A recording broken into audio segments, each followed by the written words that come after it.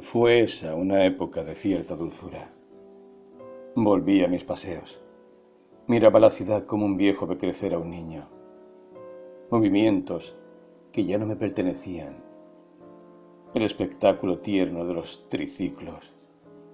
En la plaza, los viejos reunidos jugando al dominó. Qué felices se los veía.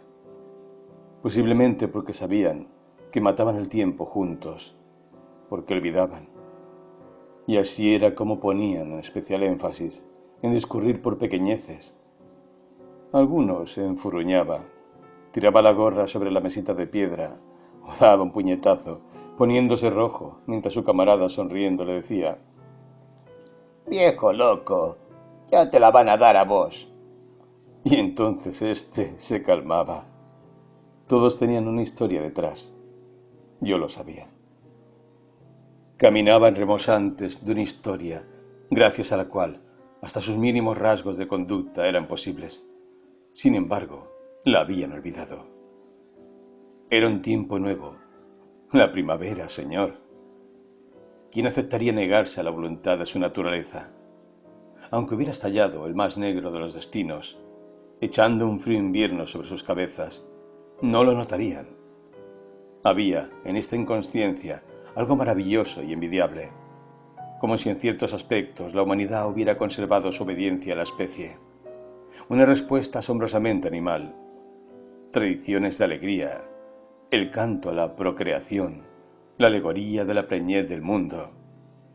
Como si a pesar de todo no estuviese perdida la tierra. Un regreso, mi señor. Algo prelógico y absurdo parecía suceder. Yo no escapaba a esto. Como verá, di frutos en el llanto. Le parecerá algo ridículo. No es así si estudia con cuidado la estructura de mi personalidad. Mi mayor facultad es la tristeza. Tal vez sea mi primavera. Después de todo, ella es el fruto madurado de la angustia. Antes de que el esmirriado arbolito se seque o se pudra. Piense con cuidado, sino en los estados posibles que aquel terapeuta de anteojos grasientos llamaría neurosis. Es un círculo que gira entre grises depresiones, negros estados de melancolía, estridentes temores y por fin la apoteosis, la reunión plena de todos ellos, la angustia. ¿Qué resulta entonces de la tristeza dentro de almas castigadas como la mía? Resulta un momento edénico, ¿por qué no decirlo?, donde ha florecido lo único que puede florecer. No piense que me siento involucrado únicamente yo en este asunto del círculo, solo que hay mayores y menores intensidades. A otros, la melancolía los mantiene media hora más en la cama. La depresión los hace bostezar y la angustia concurrir celosamente a su psicoanalista. La tristeza es tomada como una catarsis natural, luego de la cual, se supone, llegará la calma. Y un estado de levísima depresión puede ser confundido por algunos distraídos. Como le digo, solo grados de intensidad nos separan. Y es que si la tristeza fuera cabalmente comprendida, señor mío, el mundo no estaría como está. Quien se haga responsable de su tristeza, se hará responsable de su alma. Y quien se haga responsable de su alma, notará que ésta tiene la tendencia de reunirse con otras. Es decir, quien se haga responsable de su tristeza, comprenderá la razón de ser de la solidaridad humana. Y no hablo con grandes palabras para ensordecer mis oídos y no escuchar su risa estridente. La oiré de todos modos a través de los breves kilómetros que nos separan. Y también la escucharía, estimado, suponiendo que usted nunca hubiera existido, que usted estuviera muerto desde hace siglos. Su condición de ser viviente hoy, para mí, no tiene ya mayor importancia. He llegado a un estado tal que le contaría mi tragedia a las piedras de una montaña, a un palo de escoba, a cualquier cosa que se digne a la inmovilidad, para poder yo, de algún modo, fabularme el increíble milagro de que me están escuchando con atención. Y quién sabe, haya más verdad en esto de lo que yo mismo supongo. Pero he comprobado a lo largo de mi vida que al menos en este sitio recóndito donde me ha tocado vivir, pesan muy poco las experiencias del alma. No hablaría de las acciones, mi señor, porque ellas ni siquiera han logrado una cierta categoría de lo que algunos llamarían cosa embrionaria. Además de que no soy el más indicado para referirme a ellas, ya que, como habrá notado, mi condición de protoplasma es algo muy arraigado en mi personal acervo cultural. Y es que, mientras otros llevan, como le he dicho, sin notarlo, sus historias rebosantes, yo carezco de trama.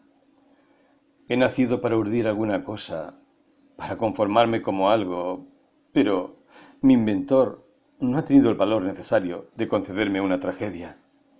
Y así es como derramé mi humanidad por el tiempo condenado a ser invisible. Mientras aquellos que se sustentan en un pasado real, señor mío, hablo de los vivos, reniegan de su historia con un largo, prolongadísimo encogimiento de hombros. El hilo de Ariadna podría devolverlos. No me pregunte a dónde. Solo imagino que podría, pero no tome mis últimas palabras con demasiada seriedad. Bien sé que me contradigo y no pretendo que crea una cosa o la otra. Tal vez solamente entendería quién soy si creyera ambas. Pero volvamos a estos tiempos, finales de septiembre, días azules como los primeros momentos del sol. Le dije algo muy cierto. Miraba la ciudad como un viejo ve crecer a un niño, sabiendo que nada de lo que el pequeño hace le pertenece ya. Me había abierto como una vieja ostra sepultada durante años bajo un sitio rocoso, y mi perla era la tristeza. Por ella imaginaba que la felicidad había existido, que mi infancia tenía aún la consistencia de estas bellas fotografías. Imaginaba que podía mirar y ser noble en mi visión particular del mundo.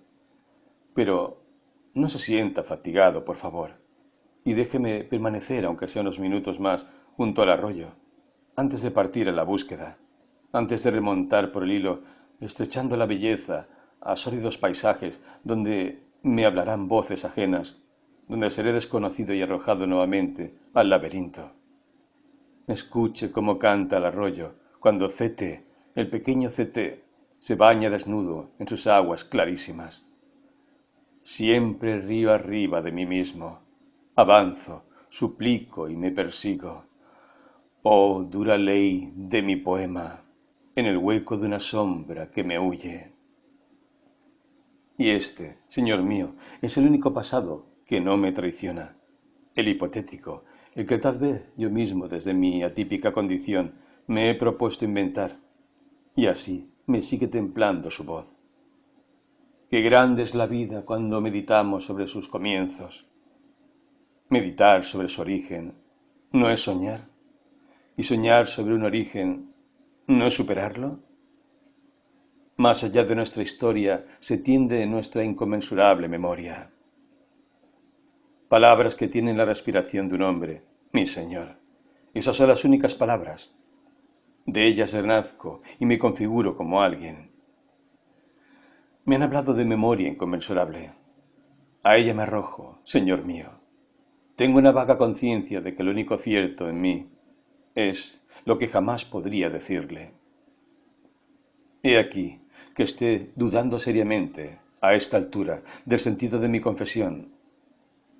Me pregunto si no sería un sacrilegio decirle las únicas palabras que me dan de beber, las únicas, estimado, que me han erigido a esta posición humana en la que me encuentro, para que, con la excusa de decirlas, pudiera yo hacer este breve raconto de mi vida. Pero qué rápido se seca el arroyo.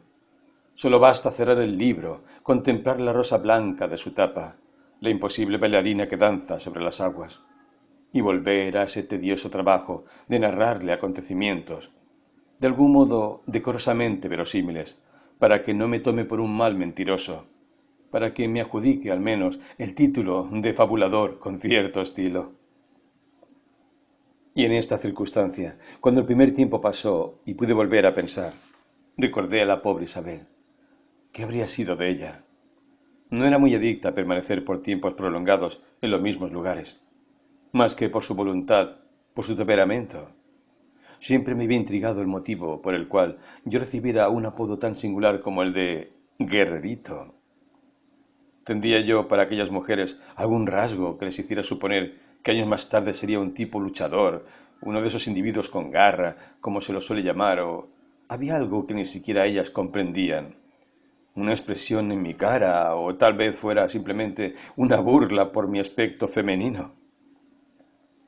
Quería preguntarlo ahora mismo, que mi ánimo resista el tedioso y regular latido de las acciones. Y así, mi señor, el último día de septiembre salí a la calle en su búsqueda. Como cuando acaba la música, que ha hecho de nosotros seres plenos de sí mismos, en tanto los motivos se desprenden de la pasión para inclinarnos a las acciones más absurdas como si fueran naturales. Se desprenden naturalmente los motivos, como las notas. Todo está en armonía. Hay una concordancia entre el pasado, el presente y el porvenir. La música ha devuelto sentido a la vida del más insignificante de los hombres. Así, de la misma manera, con ese desgarramiento demasiado habitual para emitir protesta alguna, un hombre como C.T. se ve arrojado a la calle, intentando desesperadamente mantener el recuerdo de la melodía, y se figura que la avenida es un ancho hilo que conduce a algún lugar. Apresura el paso, pero qué rápidamente se fatiga. Repite entonces una imagen que le ha parecido digna de retener. Como un viejo mira esta ciudad, como un viejo ve crecer a un niño. Y así es, entre él y esa ciudad, que por un raro pudor se empecinan a ubicar dentro de este triángulo al sur del mundo, existe a esta altura una distancia inmensa. Se lo ve caminar arrastrando sus zapatos lustrados, acomodándose los mechones de cabello rubio nerviosamente sobre su cabeza. De tanto en tanto se detiene, generalmente en las esquinas. Alguien podría decir que está borracho, pero no es así. Se apoya contra un árbol, aferrando una mano sudorosa a la corteza. Saca un pañuelito a rayas, se seca el sudor de su frente. Espera unos instantes agitado y pálido. Después respira profundamente, mira a su alrededor como intentando constatar algo, sonríe satisfecho y cruza la calle. Tarde limpia, lejana como lo que se ama de verdad, señor mío, como lo único amable en este desierto al sur del mundo. Yo veía en algún lugar recóndito destellar la punta de aquel hilo. El principio, me decía, sabe Dios con qué convencimiento, porque es verdad que nací a la deriva, y no me recogieron amables pescadores, ni ricos egipcios, razón por la cual sigo a la deriva. Y los veo a ellos, dentro de los cuales usted es parte inevitable, aunque le disguste su olor a multitud que le adjudico. Parte, digo, de una deriva lograda a fuerza de olvidar las corrientes de la historia, o de la vida, que es lo mismo, mi señor. Al fin y al cabo, mi vida y mi historia, estimado, echaban hacia lo alto su fuerza intermitente. Bien trataba de ignorarlo para permanecer en su pequeña explosión como en la eternidad. Solo así podría seguir inventando. Nuevamente San Telmo, extrañeza de saber que aquel fue el escenario de casi todo lo cierto que ocurrió en mi infancia. Y una extrañeza mayor, ver de qué modo no me reconocen. Me pregunto quiénes, en realidad, sería absurdo esperar que me saludaran o desenrollasen una alfombra de buenos días. ¿Y cómo estás, querido C.T.? Después del enorme tiempo transcurrido. Absurdo, pero justo. Me escucho decir por lo bajo y aprieto los puños y los dientes en señal de profunda adhesión con aquel pensamiento. Extraña también es la historia que nos lleva a los lugares que hemos frecuentado tanto. Una memoria de las piernas, que recuerdan ciertos recorridos. Un doblar aquí, otro seguir derecho, y sin que lo hayamos notado, nos dejan en la puerta de este lugar, el mismo que frecuentamos en la infancia. Me sentí intimidado por unos instantes. Estaba ante ella. No podía caber lugar a dudas. Tenía la fachada de siempre, el color verde musgo, descascarado, siempre había sido vieja. Por lo tanto, tampoco en esto el cambio resultaba significativo. Casi podría decir, estaba detenido en el tiempo. La entrada siempre, de puertas abiertas, hacia las altas escaleras que daban una voltereta para llegar a lo que Isabel llamaba con ironía sala de recepción. Recordé mis esperas sobre la silla de paja, contemplando estampas, cosas adheridas a las paredes, innumerables chirimbolos sobre una repisa. Pequeño CT, siguiendo con aplicación la finísima urdimbre de una telaraña, preguntándose ¿cómo hacen estos bichitos para saber? Sintiendo un horror sagrado cuando la vieja del plumero desbarata la pequeña joya que brillaba con la poca claridad de una ventanilla lateral. Y es que, en aquellos días, la insignificancia era el secreto de toda la grandeza que hoy puede encontrarse en las páginas de esa eterna retórica que es nuestra existencia. Clase intermedia, señor, siempre al borde de sus sueños. Sueños que, por cierto, y no discuto que con alguna especie de conmovedora seriedad, pretenden llevarse dentro del infinito, discurrir de una lengua que ha agotado todos los recursos de su idioma y que ahora, estimado, se siente ferozmente arrojada al abismo de un hacer que no puede con su naturaleza contemplativa. Es decir, ¿y para qué seguir aislándome del asunto? Con mi propia y triste naturaleza. Pero entonces, señor mío, era verdadero mi horror, o al menos mi desconcierto por aquel pequeño mundo de perfecciones geométricas que los humanos, sin mayor conciencia, es decir, insensiblemente, agobiados y ronroneantes en su resignación, destruían con la misma impunidad que un conquistador codicioso e ignorante arrasa con un templo cuyos misterios, si bien no alcanza a temer, en todo caso, lo tienen sin cuidado. El guerrerito luchaba ferozmente contra las pequeñas injusticias cotidianas, contra la imbecilidad legañosa de la mujer del plumero. Sentía una instantánea piedad por aquella pequeña cosa que inexorablemente moriría. Callaba, así todo, porque tal vez en el fondo, desde nuestra infancia, llevamos como la página de un libro abierta precozmente el recuerdo de nuestro futuro, un recuerdo instintivo, estimado, que me hacía permanecer con los brazos colgantes, conteniendo las lágrimas, de los niños que no deben llorar para no parecer mariquitas. Abatido y tempranamente resignado a mirar un mundo cuyas leyes, señor, jamás manejaría.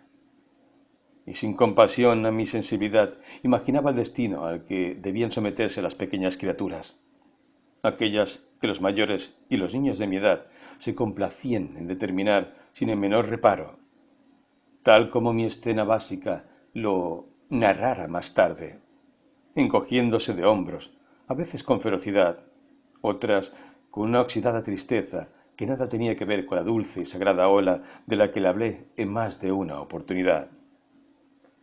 Y así, todavía a las puertas de la vieja pensión, donde esperaba encontrar, aunque no más fuera los rastros de Isabel, yo me empecinaba con un triste presentimiento en desentrañar aquella condición, la del guerrerito. Me torturaba imaginar que todas aquellas mujeres no hubieran hecho otra cosa que burlarse de mí. Pero no era posible. Se acurrucaban desamparadas, apretándome contra sus pechos. Aquella tarde, sí, en que el día abdicaba como un árbol otoñal y cansado, y yo acariciaba esa torta mal formada entre sprays baratos y tinturas que a esa altura ya se superponían. La pobre cabeza de Isabel, que lloraba de una manera oscura, indesentrañable y por eso mismo, señor, más conmovedora. Era el destello, sí, una metáfora más, la que me había llevado hasta este sitio. Era un hilo de Ariadna, empecinado en su plenitud de mitología, para no saber que debía subir extraños escalones hacia un lugar que tal vez ya no reconocería, a pesar de que mi primera impresión había sido intachable. Las mujeres se movían pesadamente, algunas llevando ropa al lavadero, otras haciendo una espera, de esas que siempre me han producido una dulce sensación. La pava a un costado, el ruidito áspero del mate cuando se termina. Allá estaba el patiecito del lavadero, como aquella tarde cuando Isabel tomó de la blusa a la vieja Antonia, amenazándola con «cortarle el pescuezo». Me miraron con desconfianza. Subí las escaleras muy rápidamente y estaba fatigado. Mi corazón no quería parar. Al esfuerzo se había sumado aquel deseo de saber y un temor que me resultaba imposible reprimir. Pero déjeme volver una vez más junto al arroyo.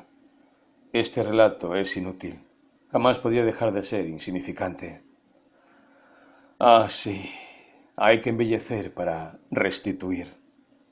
Eso me ha faltado, mi estimado. Pero no desoiga este torrente de agua clara. El recuerdo puro carece de fecha. Tiene una estación. La estación es la marca fundamental de los recuerdos. ¿Qué sol o qué viento había en ese día memorable? Esa es la pregunta que da la tensión justa de la reminiscencia. Entonces los recuerdos se convierten en grandes imágenes. Yo llevaba esa imagen, señor, la llevaba apretada contra mi pecho para que mi corazón latiera según su grandeza. ¿Se ríe usted? ¿Qué cosa no le es indiferente? ¿Hasta dónde considera que debo llevar la tortura de esta obra grotesca? ¿Imagina por ventura que yo no lo sé? ¿Que no he adivinado desde mis primeras cartas que mi historia se deslizaría por la periferia de su corazón? ¿Y quién sabe de cuántos otros? ¿Por qué no pensarlo así? Por otra parte, si yo he rodado siempre por la periferia del mío, ¿qué podría decir antes de que sea demasiado tarde y el círculo, por llamarlo de algún modo, se cierre definitivamente? Esta es una gran verdad, la del fiscal sacerdote terapeuta. Todo lo que diga será usado en mi contra. Lo noto desde el principio. No he avanzado. Nada nuevo he dicho del mundo.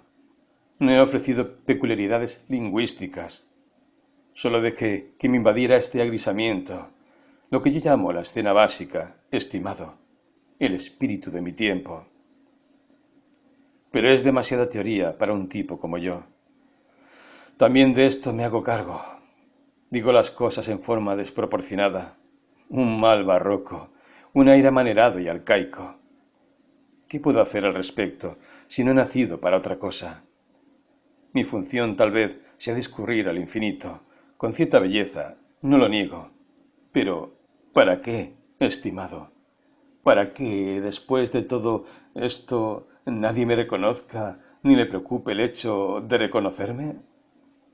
Zete es un bicho anónimo, un hombrecito del montón que declama en las calles y tiene accesos de viscosa piedad. Mi retrato no es para ningún museo, estimado. Es para quemarlo o arrojarlo al cesto. Bien lo sé hoy, cuando ya el verano llega a su fin en el campo de los horneros, que debería desaparecer. De algún modo repetir la historia del tío Horacio. Me he desvelado la idea en estas noches. Aún así la noto desmesurada. No me corresponde y tengo un animal instinto de conservación. Pero, dígame, señor C.T., ¿a dónde quiere llegar con tantos rodeos? Usted no me entiende, Henry. ¿Cómo voy a entenderlo? Nada lo apasiona. Vive al margen de su vida y de la vida de los hombres. No me culpe tanto, Henry. Usted morirá. Tendrá su historia, su memoria, su trascendencia. Hay poesía en su tiempo, o al menos usted, querido y entrañable loco, supo captarla. Siento nuevamente esa tristeza. Si ellas la vieran. Es que nadie me reconoce. Me empecino. Voy por el pasillo lentamente. Me detengo ante cada rostro. Creo ver vagos acuerdos en los rasgos de algunas mujeres. Las contemplo con más precisión. Se sonríen con una mezcla de extrañeza y de hostilidad. ¿Quién es ese? Están diciéndome algunas al oído, otras en silencio. Es indudable que la escena no es común para ellas. Soy un hombre, claro, aunque descolorido, híbrido y poco viril. Sigo siendo un hombre. Llego hasta el lavadero y me detengo. Una mujer gorda, en batón, deja caer la ropa sobre la mesada con un resoplido de cansancio y me pregunta: ¿A quién busca, señor? Sonrío rastreando alguna perdida expresión infantil. Me digo con un entusiasmo flotante: tal vez me reconozca ahora. La mujer se muestra impaciente. Y bueno, ¿puedo ayudarlo en algo? ¿Busca a alguien? Aquel cielo brilla recortado sobre el lavadero, igual que en esas tardes de paz, porque en ese entonces yo tenía paz. La palabra paz se me acerca a la boca. Me reprimo para no pronunciarla, pero le diré mi nombre. Me advierto al instante. Nada tiene de malo decir el nombre de uno, aunque el tiempo haya pasado. No es una inmoralidad. Además, tal vez... La miro detenidamente. Esta mujer me haya tenido sobre su falda alguna vez, o haya llorado apretándome contra su pecho. Pero qué vieja está ahora. Imagino, en verdad rescato la imagen de alguna Madonna joven, algo más esbelta que Isabel. ¿Y si le dijera mi apodo? ¿Qué de malo decir el apodo de uno? Por mi nombre, por otra parte, no me reconocería. Tomo aliento. Ante la mirada de la mujer yo pongo el destello.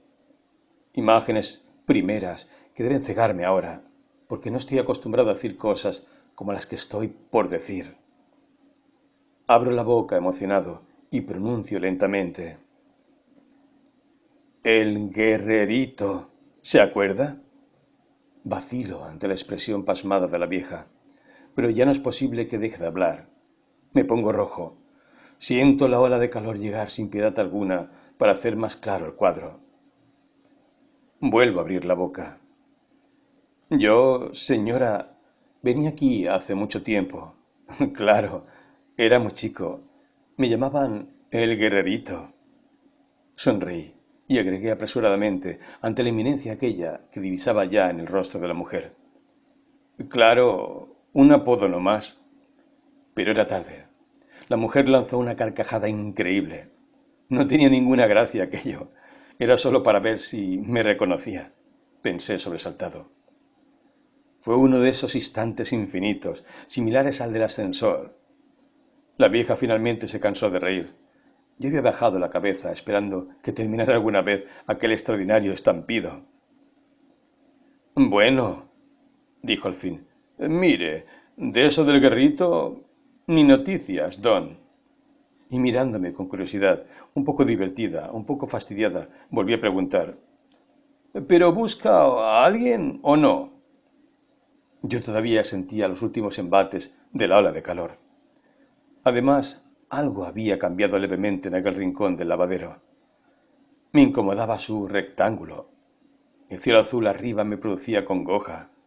La mujer no se había movido. Sin embargo, estaba algo más distante, al igual que su voz. Tuve miedo de hablar. No quería oír mis palabras, pero era inevitable. Sí, dije. Vivió aquí hace años. La mujer puso un rostro más amable. Pensaba: puede ser que la conozca. Yo vivo aquí desde hace más de 20 años. Aquello me sobrecogió. ¿Cómo era posible entonces que no supiese quién era el guerrerito? Tal vez fuese alguna de esas mujeres que se apartaban de la vista de sus vecinas.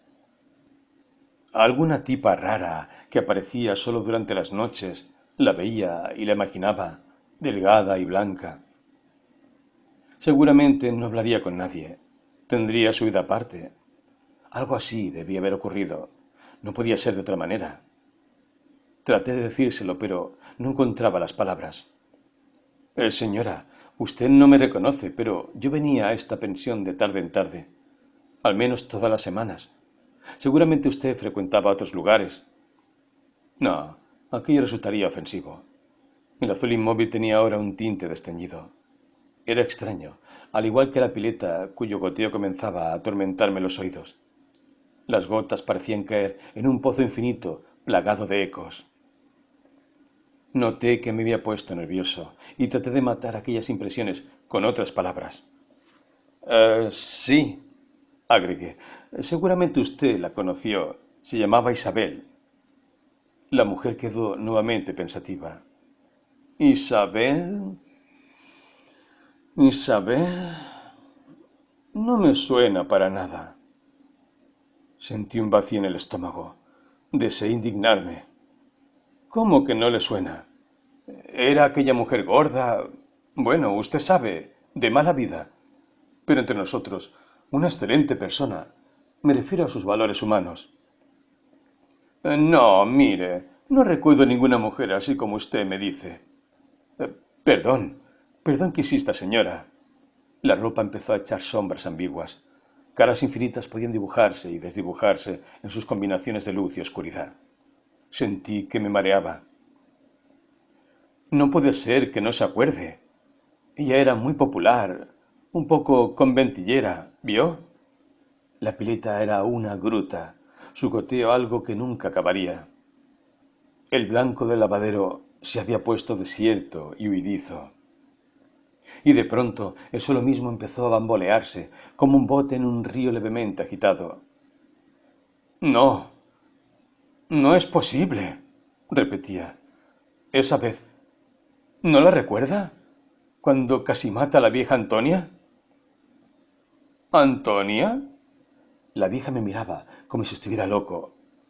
Por Dios, dije, señora, ¿cómo no va a recordarla si era la dueña de la pensión? Disculpe, dijo la mujer, pero no entiendo nada de lo que me dice. Tomó la ropa y la arrojó a la pileta. La ropa cayó lentamente flotando. En realidad, descendía hacia un lugar oscuro que jamás podría conocer. No se vaya. La mujer se detuvo extrañada. ¿Qué le pasa? ¿Está loco? Y comenzó a alejarse. Me aferré a la manga de su saquito. Por favor, no es posible. La vieja me sacudió violentamente. Locos aquí no. Váyase. Pero usted está mintiendo. Y ya no sé si hablaba o susurraba. Está confabulada con ella. No me va a decir que no existe. Y el lavadero empezó a girar, yéndose de mí. Eché a correr por el pasillo. Caras extrañas, algunas risas que no me importaron. El pasillo es una ciénaga. Uno corre durante siglos sin alcanzar la salida. No es posible, me dije. Si no existe, entonces... Bajé las escaleras. En realidad las escaleras bajaron, o mis piernas bajaron, a mi cuerpo. El relámpago de la calle y miré los ojos. Sombra, necesito sombra. Recordé un viejo poema, pero no me consoló. Qué solo estoy, Señor, qué solo y qué vencido de andar a la deriva. Sombras de un álamo, en realidad era un sauce. Lo mismo me da dormir a la sombra de un sauce o de un álamo. No, no era exactamente así. Además, cualquier pensamiento resultaba inútil. Las sombras tenían una rapidez que mareaba, como cuando se pasa con un coche evadiendo sombritas de ramas. Luz y sombra casi simultáneas, claridad sin tregua. No puede ser. Seguía repitiéndome y recordé que el viejo Abel había muerto hacía 20 años y que él me había transmitido las palabras de mi tío. Un té pegajoso, escombros de un hombre. Usted está loco. Escándalos aquí no. Me detuve. El bar navegaba, pero aún así podía retenerlo. Se llamaba El Faro. Señor fiscal, he pecado. No, hijo mío, no has pecado. Permítame pecar, señor sacerdote. No es posible pecar cuando no... Lo interrumpí. No me lo diga, doctor. Hace tanto tiempo que me espera y yo le rehuyo. No, sea claro, por favor. Adjudíqueme una buena enfermedad, con nombre y apellido. Pero no hubo remedio. El hilo se había roto. Escuché su suave quebradura en algún lugar del mundo. Vaya a saber dónde, y junto con él se apagó la fuente, la claridad buena. Los naranjos se fueron esfumando en fila, así como el campo, la lluvia bajo techo. Mi tío Horacio dio un último suspiro. Rodó una bola de tierra seca sobre la tumba. La mañana clara de Montevideo se deshizo en cartones mal pintados, y la vieja pensión se ablandó hasta volverse una masa informe como la ropa sobre el lavadero. Igual que la ropa, un cementerio de rostros sobre su sombra.